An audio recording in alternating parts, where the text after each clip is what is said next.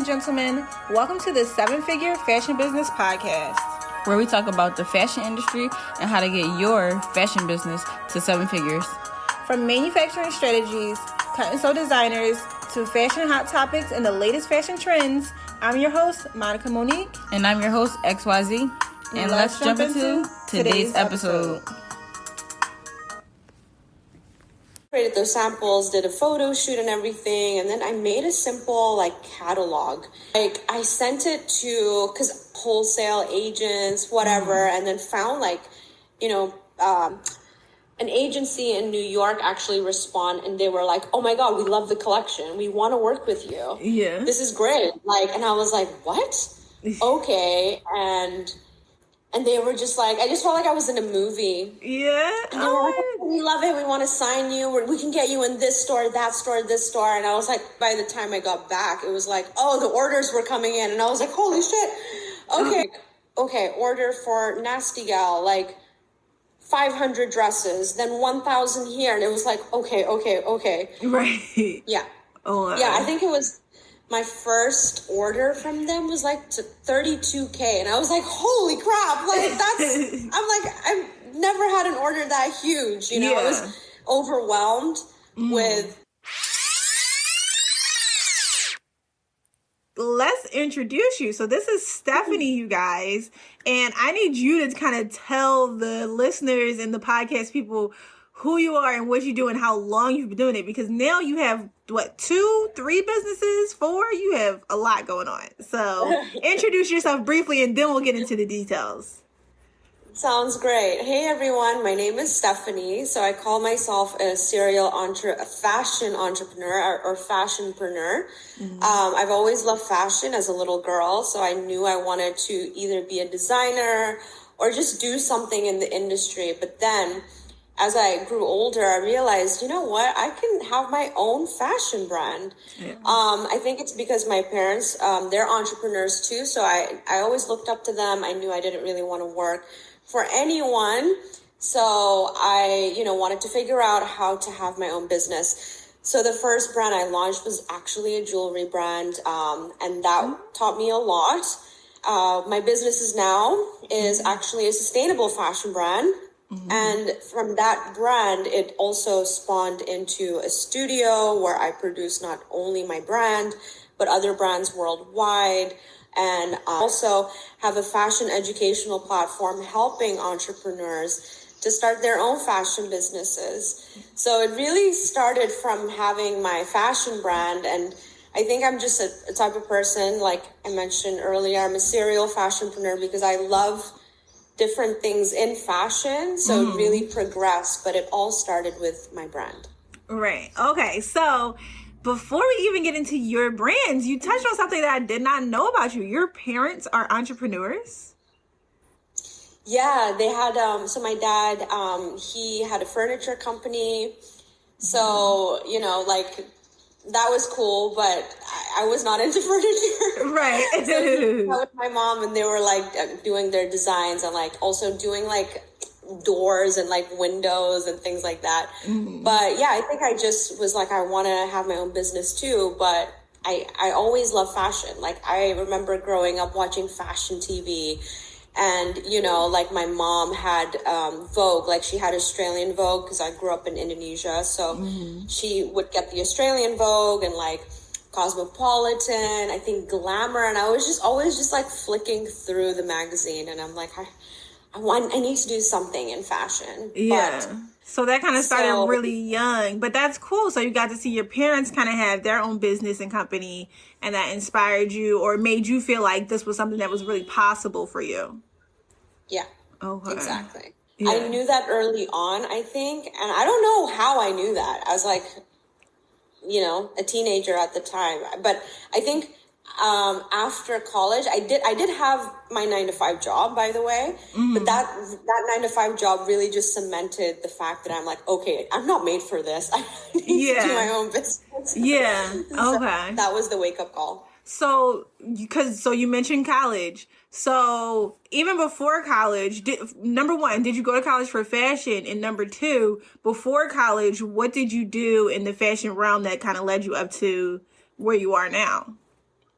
So I remember in middle school, like, you know, we had these like shows and, you know, like where you like lip sync on stage and you can dress up as like Madonna and like, I don't know what, because like I grew up in Indonesia, right? And it's like a little bit different, but we had these like, I guess, shows that as a kid you can, you know, pick a song and then be that artist and like sing. So I would do that, and I was like Spice Girls, like Madonna, and I would always make my own costumes. Really? And I remember I would go to the fabric stores, and even like, because my grandma, she used to like tailor her clothes, so I would go with her, get the fabrics, and then design my own outfits and ask the tailor to make it. So I always was into like, you know, my get up, right? like, and creating things to wear for me. And I think later on, I think in high school, when it was like, okay, what do you want to do next? I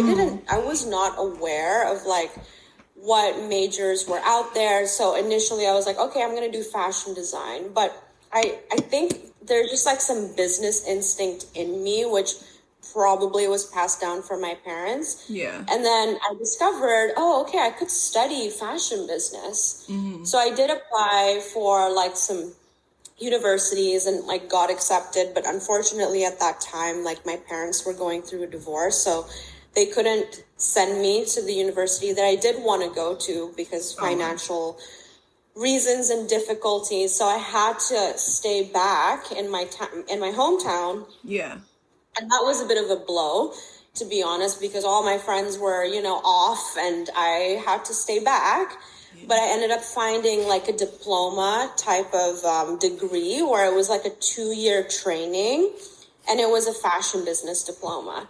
But the thing was, what was interesting, I thought that I was going to go and, you know, get like training to run my business.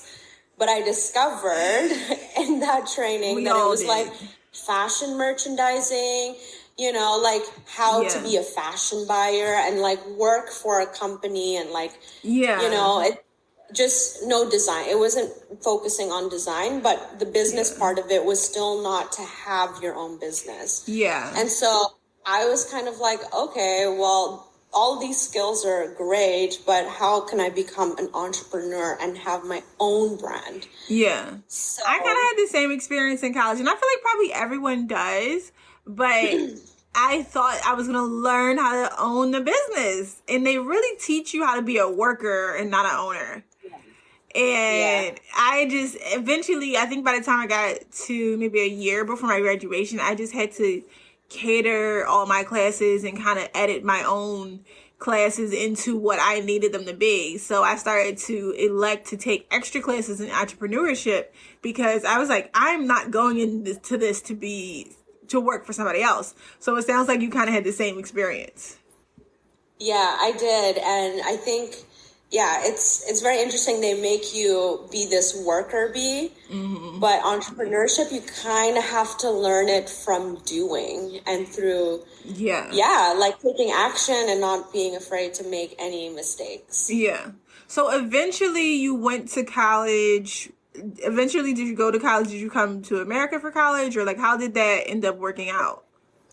So actually, after that diploma program, which they kind of call it a college, but it's not like you get a bachelor's, I couldn't actually afford to continue on my studies, so I had to get a job. So I ended up moving to Bali.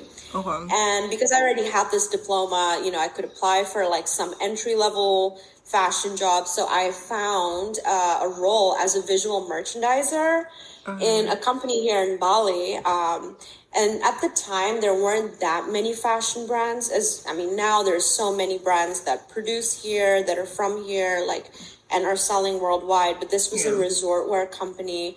I'm really grateful for that initial job. Of course, my boss was really lovely, but at the same time, you know, I was a visual merchandiser, and it just wasn't really like what I wanted to do. Right. On top of that, like they were also putting things on my plate that was not, because I think at the time, like e-com at the time was just starting. So they were like, oh, you know, help on the e-com side and do this and take photos and upload products. And I just felt like, don't want to sit and upload products all day. And you know, so I ended up, like, I think that was my wake up call where I'm like, I don't want to sit 9 to 5 doing something that I know I can do. Like, I can bring more to the table with my skills. Yeah. So yeah, I was of course in that job, like for a good amount of time because I, you know, needed to financially support myself. But during that time, I just started saving a little bit here and there. Okay. And ended up being able to create a small jewelry brand, which was also kind of by accident, really, because it was a family friend of my mom who had a jewelry line, and he knew, hey, you know, you love fashion, so why not come to the workshop, have a look at how things are made. So that really inspired me more, seeing that, hey, like, I have these resources here in Bali to do this. Yeah. And so I started just doing a small, like, jewelry line on the side through, like, his workshop, making a few designs and then selling it through some stores here. So I was still able to, like, do my 9 to 5 while having, like, my little jewelry line selling in some stores here in Bali. But even that is kind of cool, because how did you come up with the idea yourself? Did he tell you, like, oh, try to pitch this to stores? Like, how did you get it in stores?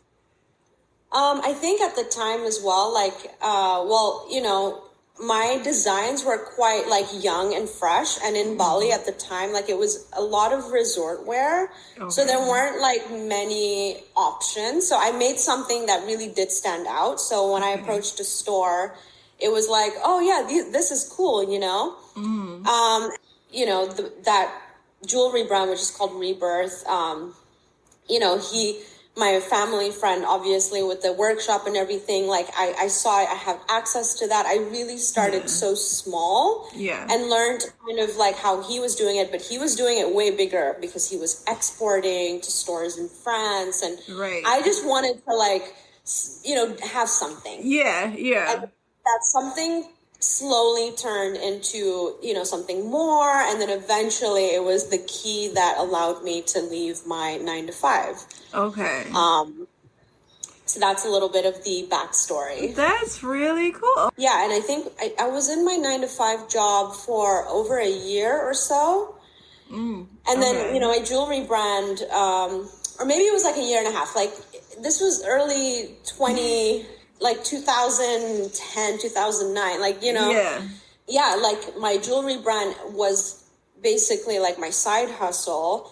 And then it kind of took over. So I was like, okay, I'm confident to leave my 9 to 5. And so I left my 9 to 5. But then I also discovered, I'm like, oh, damn, like, it's hard, you know? And at that time, like, then relying on my jewelry business, like, I had to really, like, get into more stores, build a website. And back then there was no Shopify. So being a brand owner back then was even harder because you're working with, like, developers. And that really, like, toughened my skin because now I have to say, like, starting a brand, I'm not saying it's easy, but there's a lot of software tools, resources. Now there are online schools, including the one that I've built myself to teach you how to start your fashion brand, which I'm sure we'll go into later.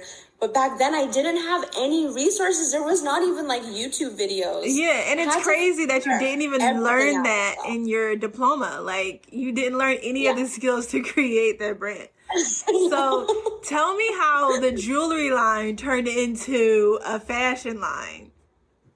Okay, so that jewelry line, like, it got expensive to make silver jewelry. And I don't know, I think it came to a point where I'm like, I just don't see this really scaling.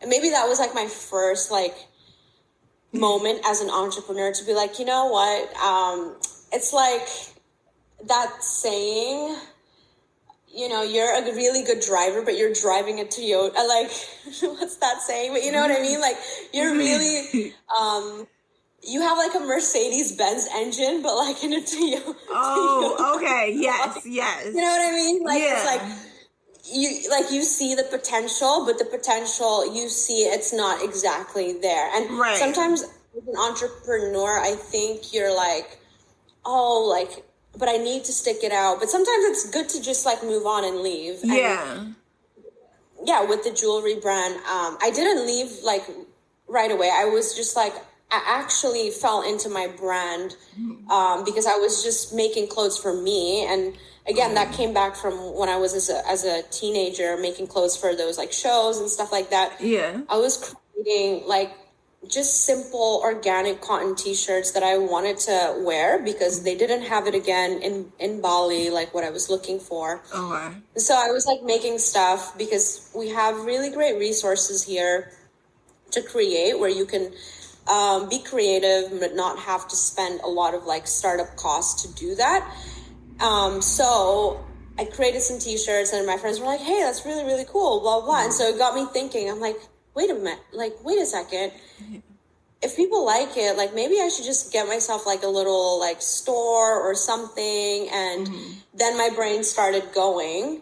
Okay. Because I have that entrepreneur brain. Right, because now you have the bug now. Store, yeah. You know, I can sell this. Okay. And I was like, hey, what about if I stock their brands? If I have a retail space and then they can stock their brand? Because they were not selling their brands in Bali. They were exporting it to Australia, but they had overstock. Or maybe like a bit of a, not a reject, but, you know, like something that didn't pass the QC to be sold overseas. So they had to like, I don't know, maybe fix it here a little bit like that. Yeah. Not that we were selling rejects.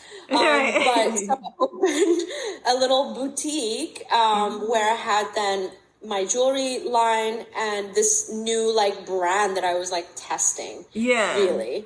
That's interesting because that's literally... Yeah, that was it. That was literally like same thing. Like when I opened my store, I was like, you know, how am I going to fill a store? And I decided I'm going to reach out to all the people I went to college with. They had their stuff on like Etsy or eBay or other like random small platforms, but just like online. So I was like, oh, I'll open a store and I can put all their stuff in my store to fill it up and then also have my collection there too. So it's funny, like we almost had the same exact idea.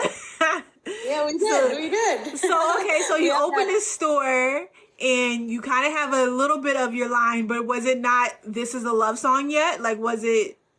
No, it actually was. So I had to pick a brand name and I was like, what am I going to call this brand? Like, what am I going to do? Because again, I think I identified more the product market fit as opposed to the brand itself and the branding.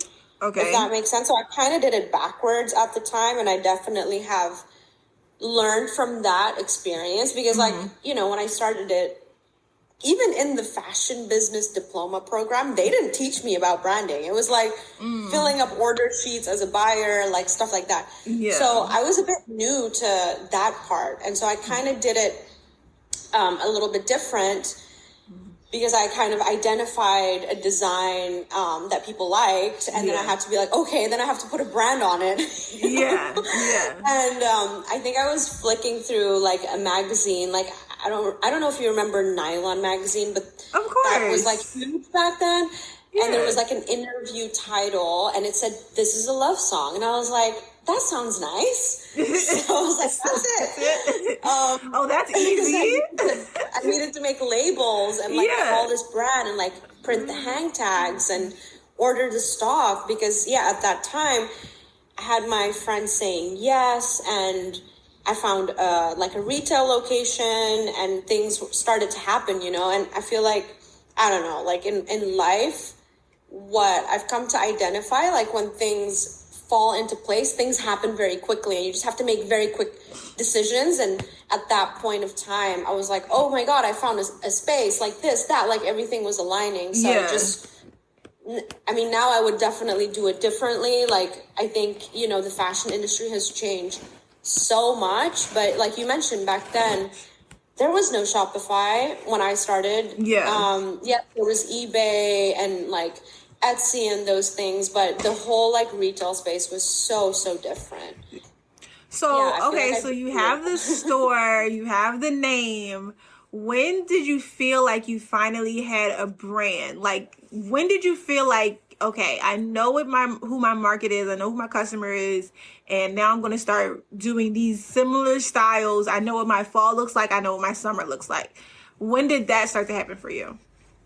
Pretty much when the store opened, and I had customers coming into the store, and I was in the store and I was talking to them, and I could see, like, you know, I thought my market was which was of course like a younger crowd, but for some reason also like they're because it was like a t-shirt line with vintage pockets, and it was quite unisex. That their moms or their partners would be like, oh, I want to get a matching t-shirt, you know, matching pocket. So it was like, I thought more so, okay, this is one target profile or customer avatar, but it turned out like, oh, like, you know, the moms could wear it, or like the partner also wants like something matching, because it was kind of like styles that you can match with each other. And it was also, I guess now you call it upcycling. That's the term, right? But really what it was like vintage fabrics that I had collected from like traveling and like thrifting here,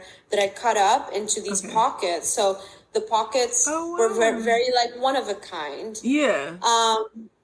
And so being in the store really like gave me that feedback like every day, because at that time I couldn't afford a shop, girl. I was like, I was in the store, and I think that's really actually a blessing, because then you get very close to your customer. So I was able to understand what else they wanted as well, like besides what I initially created, you know? And I think at that time as well, I was in my early 20s. I was also doing events, and these events with the product and people coming to the event wearing the product, that became the brand and the lifestyle of it, you know? Because it wasn't just about like, okay, like cute, these are things that I want to wear, but also like who, like, what does it represent? And we had like the events and the community behind it. So, you know, because again, back then there was no Instagram, right? It was like Facebook, I think. There was Facebook. I remember making photo albums on Facebook with all the stuff, and like Facebook events of like parties that I was throwing, whether it was in the store or whatever. And then you invite people through Facebook, and then they like RSVP on there and everything. I don't know if people still do that. I don't think so. But I mean, now when you have an event, you post the pictures on Instagram or like just in your stories or something. But it doesn't last as long. And I feel like I miss the where it stayed forever. Like I can still go back and look at my albums on Facebook and remember those times. So when it started to go from, did it go directly from t-shirts to pants, swimwear, and other stuff? Like what was your first thing that you ventured into after the t-shirts? So, yeah, that's a really good question. Like, of course, we got I was in the store, so I got the feedback from, like, the customers, what they wanted and things like that. So I actually just, again, because I'm a creative person, I needed to have a creative outlet. I was like, I'm just going to make a collection for fun and, you know, put it maybe in the store and just, you know, test it out. So I just designed like a collection where it was a little bit more like of a premium line. So not like, I guess, a basic everyday wear type of line. So in that collection, there was, shirts, some dresses. I did like shorts because, you know, I was still catering to Bali. But the collection had more of a storyline. And I think, I don't remember how many pieces, but it was a solid like range. I created those samples, did a photo shoot and everything, and then I made a simple like catalog. I think it was like InDesign. I don't know. There was no Canva, so again, InDesign, super complicated. And then like I sent it to, because again, I knew that my friends here were wholesaling like outside. They were exporting, so I was like, I want to do that next. You know, like I don't want to just sell in Bali, like I want to have my stuff overseas too, like these guys, you know. So I was very like inspired by my friends who were doing like bigger things with their brands. And so I made a catalog, and I think in Google back then, I typed like wholesale agents, whatever, and then found like, contacts online. So I just started sending out like the catalog that I made. Yeah. And was the catalog of models wearing it, or was it just like the clothes laying down on something? No. I did do a photo shoot because what I did was, I had friends who were modeling. So I was like, hey, like, let's shoot, you get really creative. Yeah. So I set up a shoot, and a little bit about me that maybe you guys don't know as well. I think if I didn't do fashion, I would be a photographer. Like, I love photography. I have a lot of cameras. Yeah. I was an ambassador for a camera brand as well, actually. So photography, and of course having a brand, like, it kind of goes hand in hand, It really does.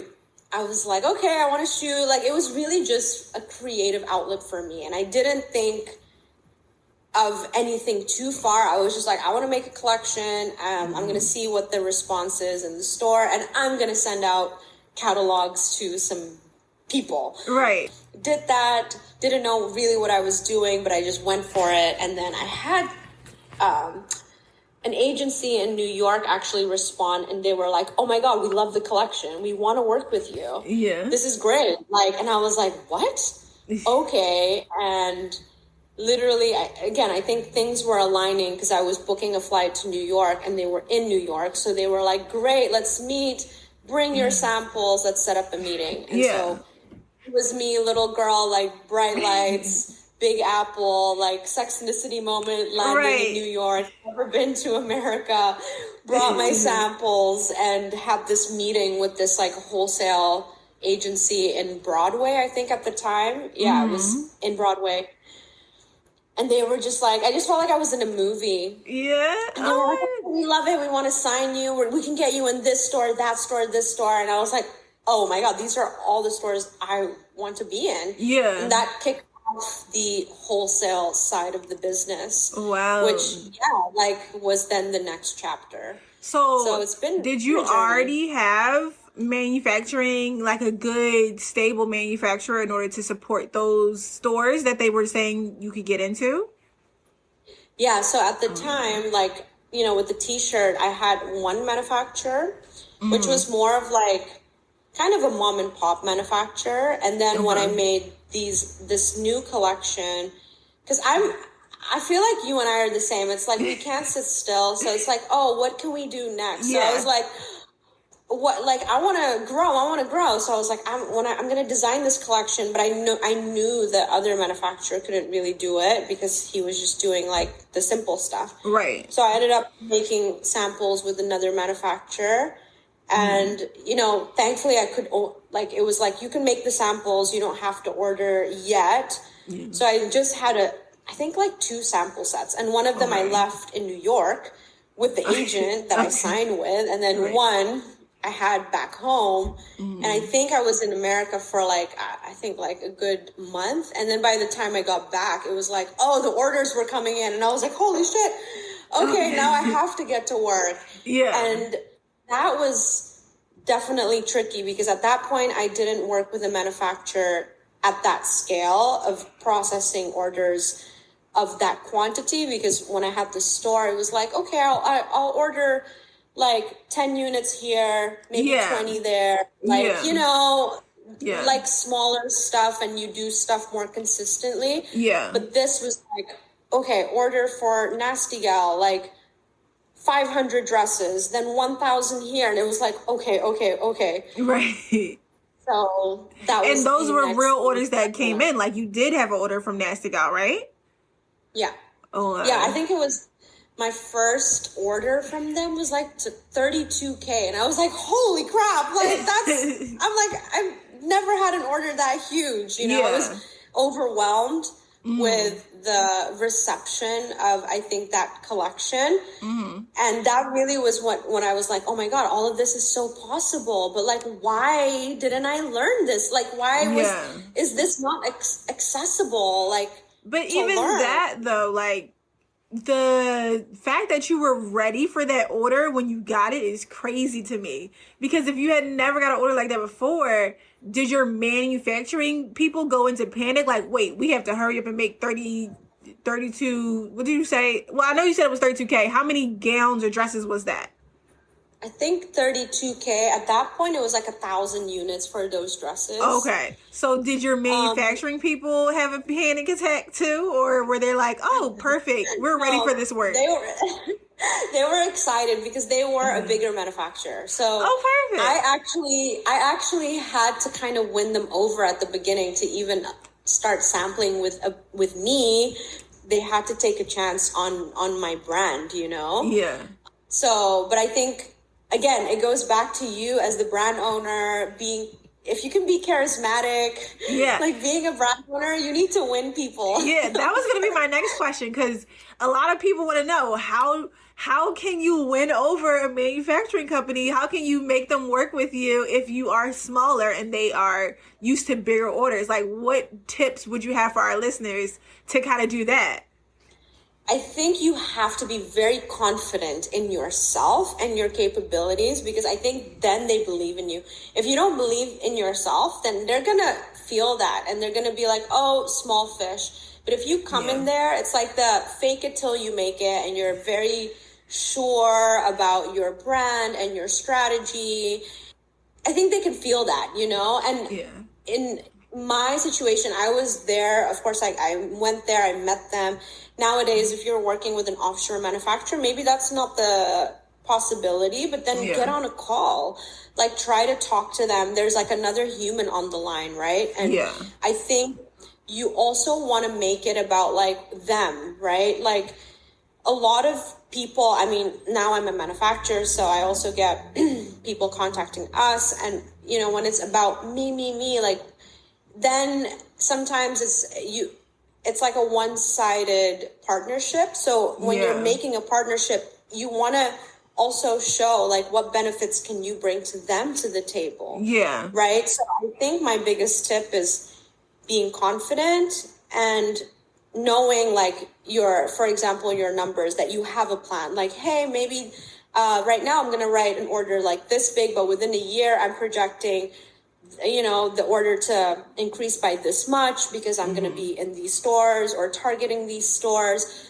So they feel like, okay, you know, you have a strategy behind this. And if they don't work with you, they're going to miss out. Yeah. And it's also about appreciating them in a sense that when, you know, you're meeting with them and asking them questions, it's about being respectful, but also wanting to work with them and ask them, how can, you know, like, what would you expect from me? So it's not just a one-way street. Yeah. And I think that's with anything in life, really, you know? Yeah, no, I agree. I think those are really good tips. Because I don't know if people really think about it. Like, they probably do think, oh, I should sell them on who I am and like what I do or whatever. But really, your manufacturers or any team that's going to be working with you, they want you to care about them, you know, and their workers and their, you know, profit too. You can't just say me. You have to also say like, and I want your company to grow too. And I hope that we can grow together. Exactly. Yeah. So I think, you know, that's really my biggest tip. And as the owner, like, being humble, confident. If you want to work with someone long term, like really building a good relationship and building that trust both ways. Yeah. So let's get into, so you got into these big stores, you got the wholesale contract, you had your Sex and the City moment in New York. Now, is being in all those stores what led to some of your celebrity placements? Because you got on, Rihanna, Miley Cyrus, Kylie Jenner. Was it because of you being in those stores, or was it you doing outreach to them, or like how did that kind of happen? I think it was a mix, because we've had quite a lot of people wear the Tiles brand, they even wore the logo, the Tiles logo and stuff. And so it was definitely a mix, because later on, of course, we did more outreach. But at the beginning, I think, being in some of these stores, their stylist would come in and also because we were in the wholesale agency in New York at the time, like they had people coming in like, hey, we need it for the shoot or whatever. And so sometimes you don't even know like where they get it from. And then you're like, oh, like, huh? Somebody's wearing this. And the one thing with Rihanna, she was wearing it walking out of like a studio in New York. So I honestly, I think with that one, what happened was I found her stylist's name because at this time, like she was posting him a lot on Instagram. His name was Melzi. And so I think I found his address and just sent like a bunch of stuff. But then I was like, she's probably not going to wear it. And then she wore the jacket out and walking out of the studio. And at this time, Instagram was like it was around, like not the way that we use it now.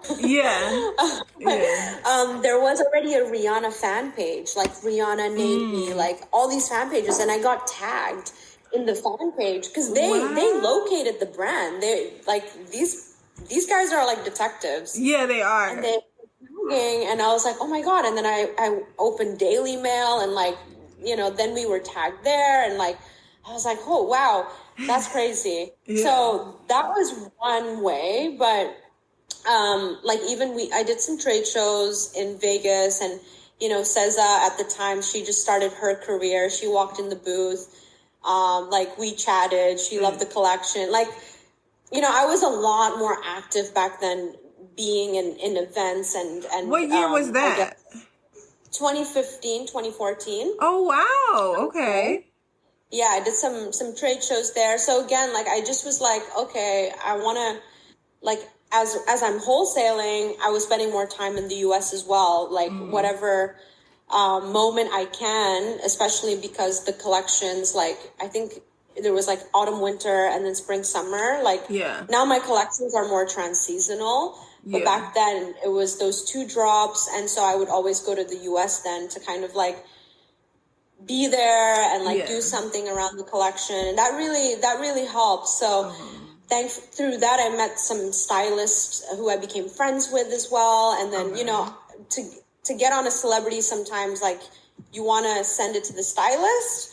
If they like it, they'll put it on the the celebrity, right? And so I think with some of the music videos that we've gotten into as well was because, oh, hey, like this piece would look really cool for this video. Right, and the stylist already had it in hand.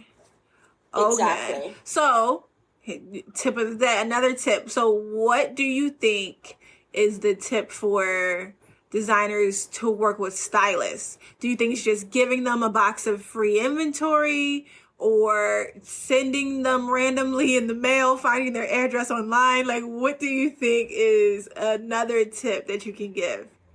I think back then, yes, like the way that I did it, like works now. I think you can totally find them on Instagram and DM them. Yeah. I have a friend who, like recently, you know, White Lotus, the TV show. He found like the stylist, and like he has a brand who's very like the brand is very like White Lotus resort vibes. Okay. So he just, you know, located the stylist. Obviously, loves the show. And contacted them via DM on Instagram. They responded, gave the address, and then you send it. So I do think like either now you can find people on LinkedIn even. Of course, Instagram is an easy way. And then if you do some digging, you'll find a lot on the internet. And either you can get their consent to send them something, or like what I think I did with Rihanna, and I even think with Kylie, just sending the box and then hoping for the best. And hoping for the best. If your design is very strong and unique, then most likely, of course, they're going to like it and wear it. Yeah. But will they tag it? Most likely, that's 50-50, right? Because if they're not getting their paycheck, they might not tag you. Right. But sometimes they love it and maybe they will. So you just have to take that chance. And has any celebrity tagged you? I mean, as in, like, if you give something for free to someone, right, they're not obliged, right, to tag you, especially nowadays. Like, back then, in 2014, 2015, like, influencers were not such a huge thing. Like, so people were more kind with tagging. Willing, Yeah, they But were. now it's like, well, I'm getting paid for this. So if I'm not getting paid, I'm not tagging. And so I do think now that has changed a little bit. But yes, if you want to get into, let's say, like a movie or because one of my bras has been featured in the Margot Robbie Birds of Prey movie. Yeah. That was because the stylist actually contacted us and was like, I want to buy 15 of these bras for a movie. Yeah, and she didn't tell us what movie because it was like, you know, they were shooting it, right? So I had no idea. We just got an email like, hey, I'm so-and-so, we're shooting this movie. Do you have like 15 or 20 sets of this bra? Wow. So we're like, okay, like what movie is it, you know? Yeah. So sometimes like people reach out to you, but at the beginning, you have to reach out to them. Yeah. Otherwise, how are they going to find you? Right. And you also have to be easy to find, because what if they want to reach out to you, but your website is under a different name or something catchy or something, and they can't find you or find your email or whatever. So that's also something to think about too. So on the flip side of that, did it impact your business? So let's say Rihanna or Ariana Grande, when these people wore your design, on the flip side, did you get a whole bunch of influx of online orders from stores, online individual orders on your website, or people coming into your store? Like, what was the side effect of that placement? The effect of that for sure, like it really boosted the brand, the brand name. Yeah. Especially like some of the stuff had the name of the brand, like tiles, like the one Ariana wore, like in her music video had tiles. So that definitely helped with the sales. When the whole thing happened with Rihanna, we didn't because it was the beginning of like my wholesale journey. Like it really helped the stores that carried that jacket that she was wearing. Okay. But I didn't really have like a really fancy website where the traffic was driven to me. But hey, you know what? She started following us on Instagram. So I'm like, right. And she still follows us now. So I'm like, that's fine. Yeah. And so again, like, because back then, I think Shopify was really new. And so now, like, if that were to happen, like, yeah, of course, like the sales, it would all direct to the website. But at the time, I had all these stockists. So I think it was like in Revolve Clothing. So they were like happy, right? Because Rihanna wore it, so it helped with their sales. When Margot Robbie wore the bra in the movie, I think it was 2020 or 2019, I would say. Wow, that thing sold out. Really? So, on the website, because again, like they have these fan pages, and these fan pages like locate like the brand name, and then even now, funnily enough, every Halloween that bra sells, because it's like everyone wants to be Harley Quinn for Halloween. Yeah. So it's very, very interesting. Like, but of course, I think when you're directing traffic, you have to, you know, like you said, make it easy for people to discover you. You know? So now you talked about the Towels brand. You talked about This Is a Love Song. How did your manufacturing brand come into play? Or did your academy come before the manufacturing? How did that part? At one point, like when you grow your business, you end up having to like move on. And so I had to move on from this other manufacturer because they just couldn't keep up with like what I needed for my business. They were, you know, kind of like just dropping the ball, and I needed more product. I needed, you know, more like reliability and consistency, and they were not able to provide that. So I was like, I need to do things myself, like at least maybe do the samples myself first. So initially I only opened like a sampling studio. So I could create samples and then like show them to stores, because wholesale, if you guys know, like that's how it works. Like you show what you've designed and then they place orders based on those designs. So it was initially just like a little studio, but then eventually it was like, oh, like this store wants to order this, or we have to make more stock for this store. So, hey, let's start putting some of the production in-house as well. And then eventually it was like 10% in-house, then 30% in-house until it was like, hey, you know what? It's not worth it anymore working with the other manufacturer. Right. Let's work and do it ourselves. And on top of that, I think, unfortunately, like during that time, I was just like hearing some stories with the current, with that manufacturer where, you know, the workers were like not treated fairly.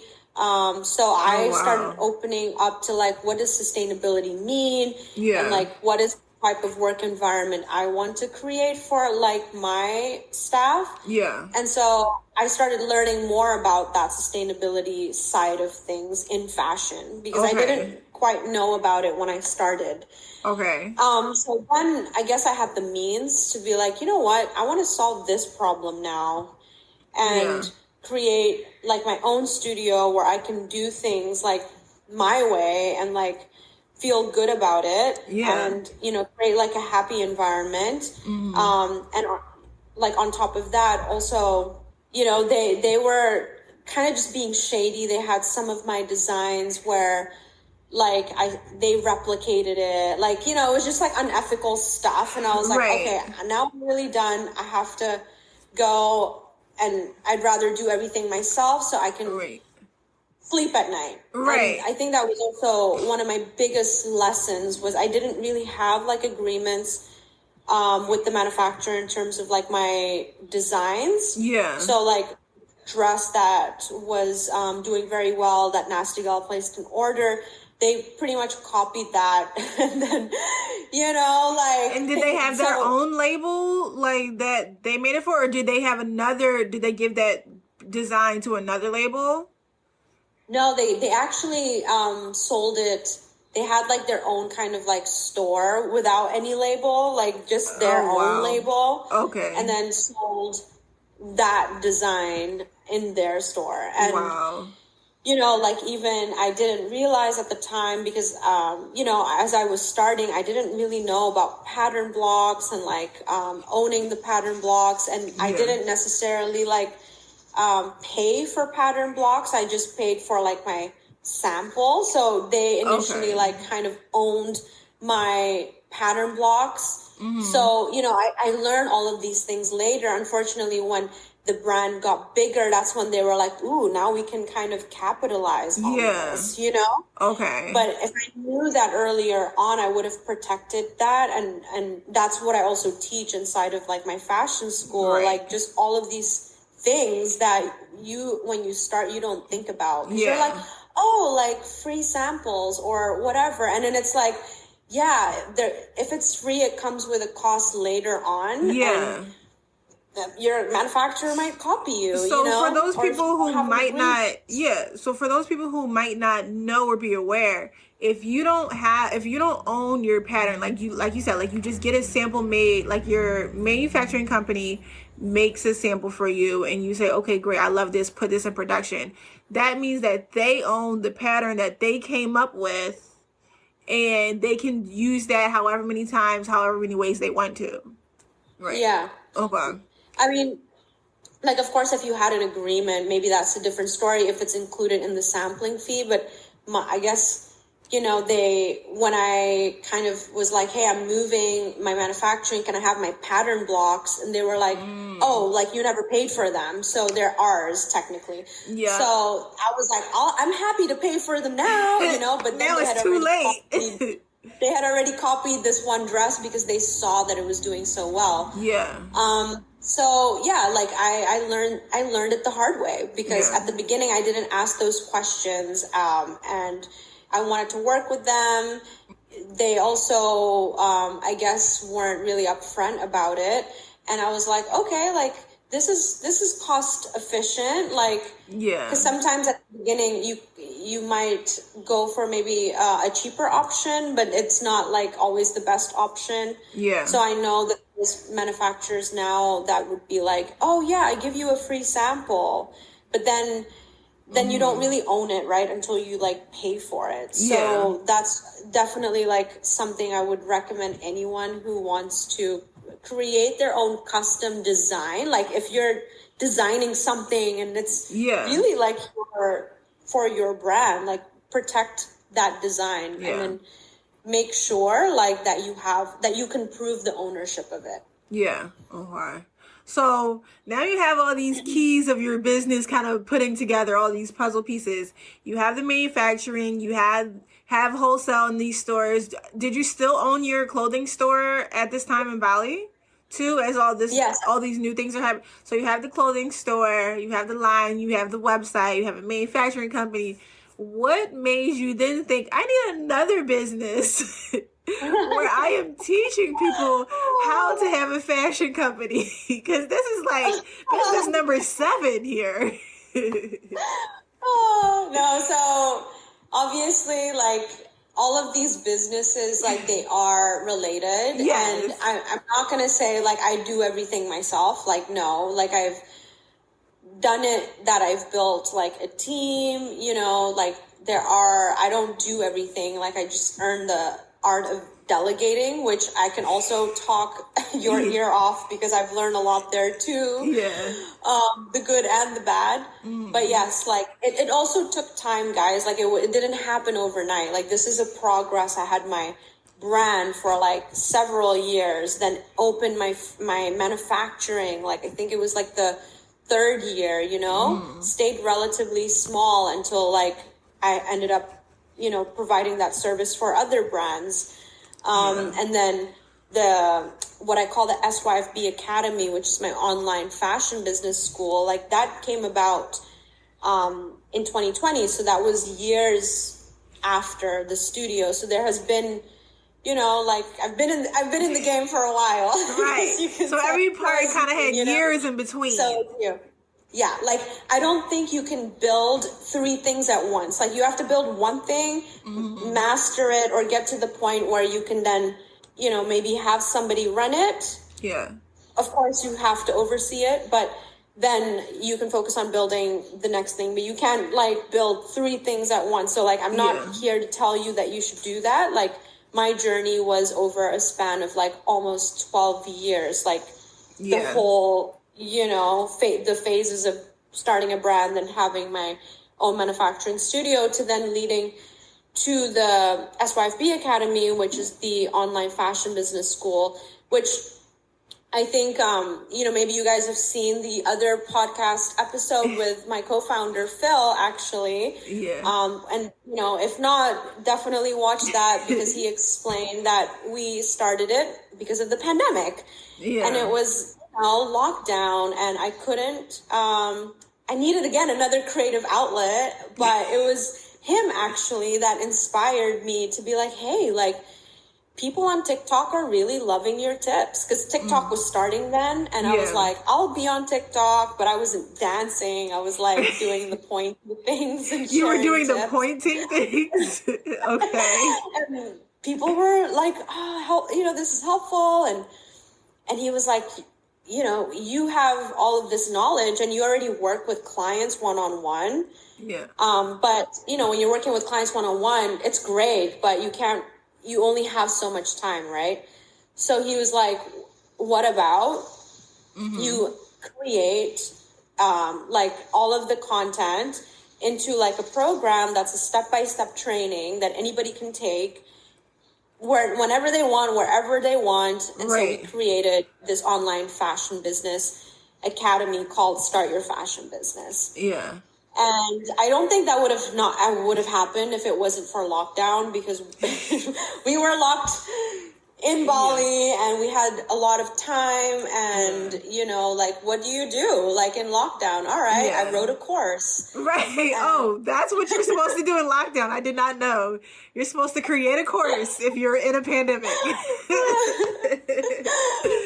No, but I just love sharing my knowledge and like guiding people. So it was the next logical step. And I think it's also like, you know, I've grown a lot like in my entrepreneurial journey. And I really wanted to like find a way to like give back because fashion can be very surface level, which is, I love that. Like I'm all about the aesthetics and stuff, but I really just like my purpose, like there was something kind of missing. Yeah. And I found the joy of, or like my purpose and also kind of teaching the things that I've learned that I, you know, like, it's like, I want the person who's maybe like that teenage me that wants to start a brand to be like, I can do this too. Like, she did it. Yeah. And then telling them like, okay, well, you got this, but these are the mistakes I made. Mm-hmm. And now you don't have to make them because I did it already. Yeah. So I love that. So was it an immediate success? Did people from your TikTok transition to your course? Like, how do you feel like that really progressed?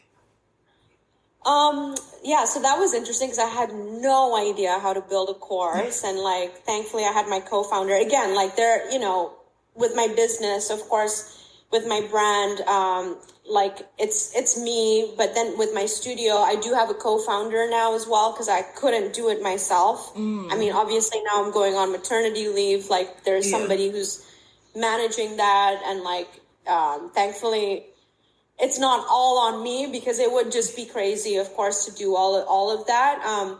And with Start Your Fashion Business, like my co-founder, he's great because he brings to the table the things I can't bring to the table, which is the tech stuff. And of course, like, I bring the experience. So, you know, we figured it out how to build a course, but at the same time, I don't know if you guys see this online where it's like, oh yeah, like, it's easy. You launch something and then people will just buy. Like, we had our email list. I had my TikTok followers, like everything, you know, I was like, okay, like, we're going to get like this many people like signing up to the program because we had people on the waiting list. We had like 2 sales at the beginning. I mean, it was exciting because we got like, the first person bought immediately. Like, she was like waiting, and it was like that moment where you're like, yay, like, we did it. I mean, you're like, 2 is good coming out the gate. There's going to be more, you know? Right. And I think it's important to know, like, don't feel bad about yourself. Because people do need to see something like 7 times before they buy something. And especially with a course, like, the price is higher, right? So if you're selling anything higher, like, you're going to need to show the transformation, the value, everything. Yeah. So it wasn't like immediate success in the first 24 hours. But after the first month, we had like, I would say 30 students. Wow. Like, well, it was like a slow, but you know, you're kind of like, you want it to be like, oh, okay, am I not the computer? It wasn't like that. But it's because I did build a social media account, like, besides my TikTok. I was just sharing lots of like value on social media. So eventually when they saw, oh, this person signed up, I posted about it, people got curious, and you know, just building that trust continually. And of course now we have different ways of like reaching people, like email marketing, ads, and you know, so, but it started very, very organically. And I think it's important to, of course, like, make sure you can nail the organic side of things before you start thinking, oh, I'm going to pay for ads, I'm going to do this, I'm going to do that. I think people underestimate the value of giving away free value, free information.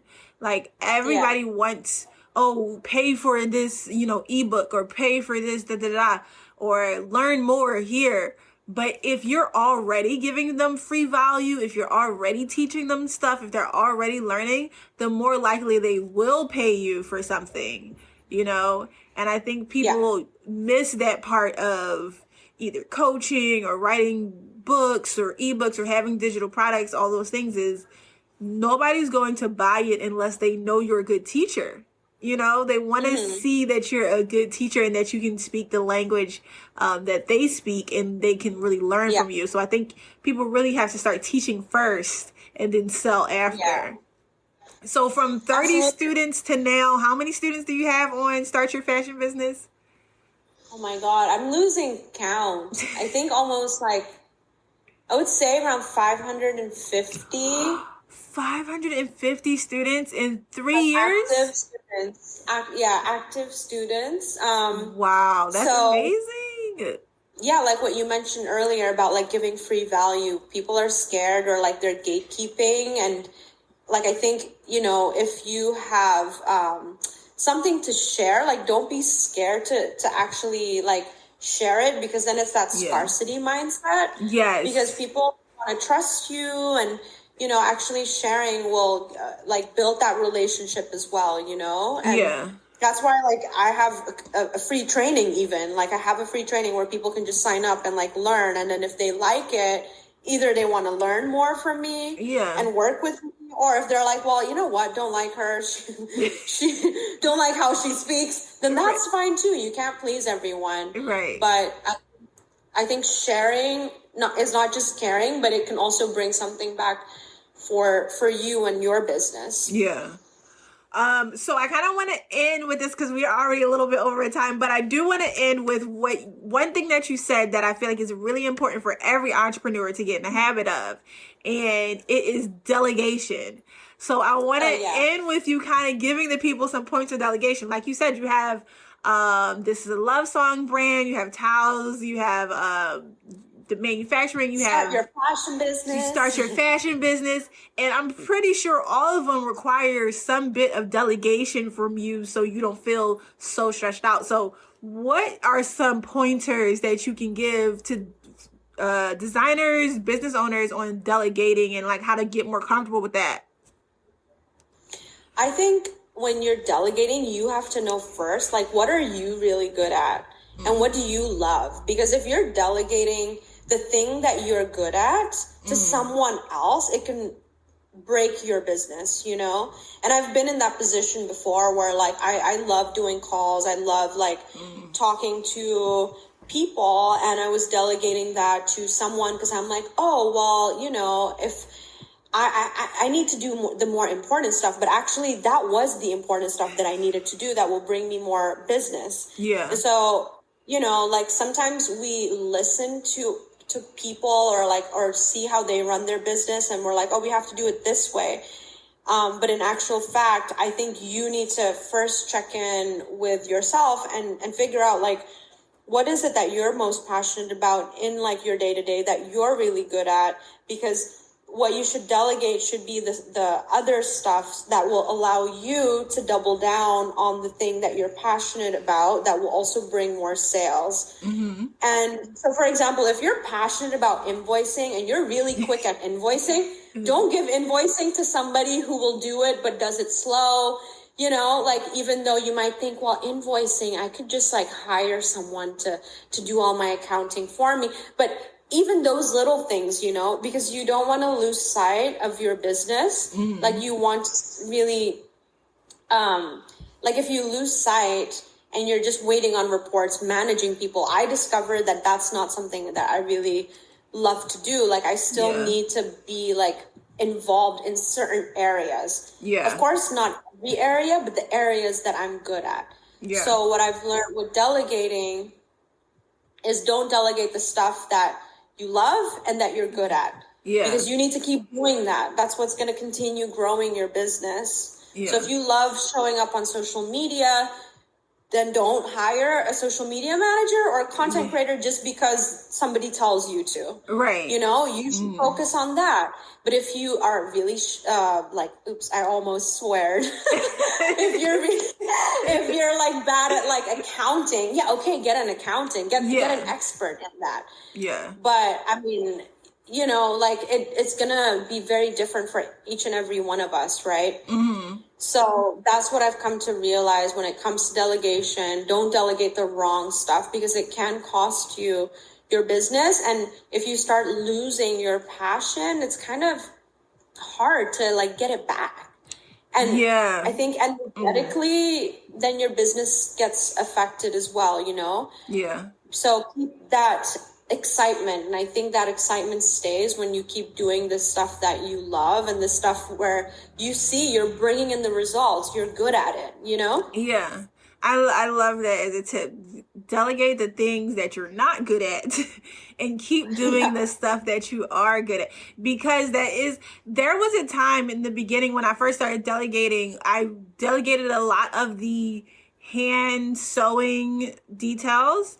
And because now I have seamstresses that can do it as well. But I felt like I was losing the creative touch. Like it was like one of my favorite parts was actually like hand sewing rhinestones. It's so simple, and you think, oh, this is the most tedious part, get somebody else to do it. But for me, I can zone out and think about all these different things while I'm doing it. It's just it's almost like reading a book or listening to a podcast. Like I can zone out while I'm doing this little hand beating thing, So when I delegated that, I felt kind of sad about it. Like I missed it, So I think that's a really good thing to kind of point out. Like if you love this part or you're passionate about that part, don't delegate that. Keep doing that. But the accounting or the social media or consultations, whatever, there's other things that is taking up your time that you could outsource. And then lastly on delegation, is there any tool that you're using in your business to help you delegate? Like a website or a calendar, like any tool that you use within your company? Oh, yeah. I know you love calendars because, like, even in the retreat, you are showing us your calendar, and I'm the same. I feel like you and I are the same. Because I rely so much on my Google Calendar. I think it's kind of dangerous. If it's not in my calendar, then I'm like, it's not, what? We have an appointment, So right. I think, with delegation and productivity, I think I just have a lot of lists. And I also have, in terms of delegation, like SOPs, like standard operating procedures, where, I have like an instruction manual of like what needs to be done for this department or this role or this person. And I love it. It's definitely like time consuming to create, but it frees up your time later. And now I don't know if you guys know, like there's like softwares like Loom where you can literally just record your process. So instead of like writing out an SOP, you can be efficient and just, as you're doing it, record what you're doing and then give it to the person who you're delegating. So utilizing like the apps and the AI tools that we have on hand definitely frees up the time. But like right now, I'm on my maternity leave, so I've had to delegate a lot of things, and even some roles that I was doing actively, now I'm not able to do it actively. So the person stepping in has to know what they have to do. And it comes down to those SOPs or standard operating procedures. Okay. Because everything should be a system and it should be able to be replicated. Everything should be a system. I'm actually working on creating like a business handbook for retail stores. So I've noticed a lot of boutiques don't have, like, when you work for another store, you get a handbook, like an employee handbook. Yeah. And they don't have like standard operations. So it's like, I'm working on a book to make it like a digital copy. So basically it's the same thing. It's like when you open the store, what do? You lift up the gate, you turn on the lights, you check that the air conditioning is on, you walk through the store and make sure, I don't know, there's nobody inside, no homeless people, then you turn on the computer, then you turn on the register. But you need this, even if you own your own company, you still need to operate like a corporate business. So I think it's something that a lot of entrepreneurs don't have and could really use for their businesses. So standard operation procedures. That's what it is. For the SOPs. But I feel like our listeners learned a lot today. I feel like we had so many tips and things to kind of give them as advice during this episode. I think they'll really learn a lot from you and your story. So I really appreciate you coming onto the podcast. Oh, thank you so much. This was so much fun. I could go on and on and on, but I know we're over time. Yeah, right. Like, they love the long episodes. When you have like a long car ride or just getting ready, the girls say they love listening to it. Even while sewing, somebody reached out and said they were listening to all of the episodes while they were sewing, and they were just so in love with the content because fashion businesses don't really talk about the business side.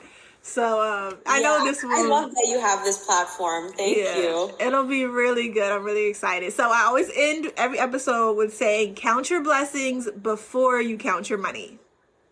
Ooh, love that. And if you guys have any questions, even, you can always reach out to me on Instagram. Yes. Where can they find you, Stephanie? Tell them where they can find you. I guess if it's fashion business stuff, you can just DM me on @StartYourFashionBusiness. And then my personal one is @Stephanie Shrikandi. It's a bit of a hard one. We can write it. Yeah. So feel free to reach out because I love talking about this stuff. So, hopefully you guys learned a lot today. And thank you, Monica, for having me. You're welcome. All right. Bye. Bye. All right, so count your blessings. Count your blessings before you count your money.